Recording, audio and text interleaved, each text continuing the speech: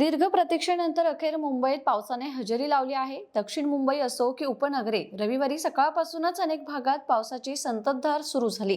काही परिसरात जोरदार पाऊस कोसळत असून आकाश काळ्या ढगांनी वेढलं आहे। या पावसामुळे हवेत अचानक गारवा निर्माण झाला असून मुंबईकरांना उकड्यापासून काहीसा दिलासा मिळालाय।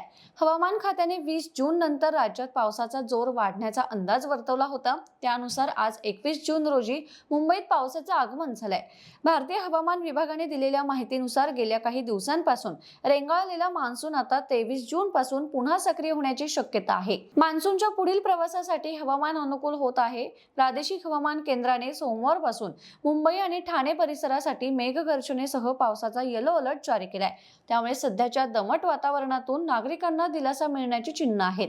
हवामान विभागाचे माजी प्रमुख कृष्णानंद होसाळीकर यांनी सोशल मीडियाद्वारे माहिती दिली आहे की वेगवेगळ्या हवामान मॉडेल्सच्या अंदाजानुसार सोमवारपासूनच मुंबई आणि पुण्यात चांगला पाऊस पडण्याची शक्यता आहे।